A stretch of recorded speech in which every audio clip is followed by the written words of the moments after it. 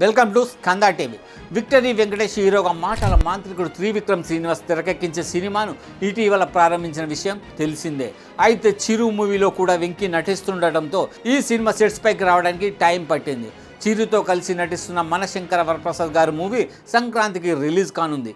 ఈ సినిమాలో చిరు వెంకీ కలిసి డ్యాన్స్ చేసిన ఎపిసోడ్ వేరే లెవెల్లో ఉంటుందని, సినీ అభిమానులు అందరికీ ఈ సినిమా మర్చిపోలేని జ్ఞాపకంగా ఉంటుందని టీం గట్టి నమ్మకంతో చెబుతున్నారు. ఈ సినిమా షూటింగ్ కంప్లీట్ చేసి వెంకీ త్రివిక్రమ్తో చేసే సినిమాలో బిజీ కానున్నారు. అయితే ఈ సినిమాకి ఆనందరావు నిలయం అని పెట్టనున్నారని ప్రచారం జరిగింది. ఆ తర్వాత అబ్బాయి గారు 60+ అనే టైటిల్ ఫిక్స్ చేశారని వార్తలు వచ్చాయి. త్రివిక్రమ్ సినిమా అంటే టైటిల్ ఆ అనే అక్షరంతో స్టార్ట్ అయ్యేలా పెడతారు. అది ఆయనకు సెంటిమెంట్గా మారింది. అందుచేత అబ్బాయి గారు 60+ అని టైటిల్ని ఫిక్స్ చేశారని వెంకీ ఫ్యాన్స్ గట్టిగా నమ్ముతున్నారు. ఇదిలా ఉంటే ఇప్పుడు కొత్త టైటిల్ ప్రచారంలోకి వచ్చింది. ఇంతకీ ఏ టైటిల్ అంటారా?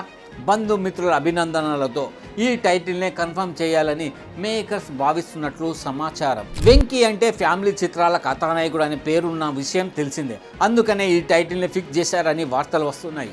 స్వచ్ఛమైన తెలుగు పేరు టైటిల్గా పెట్టడం గురూజీ స్టైల్. ఈ టైటిల్ చూస్తుంటే ఇదొక పర్ఫెక్ట్ ఫ్యామిలీ ఎంటర్టైనర్ అని అర్థమవుతుంది.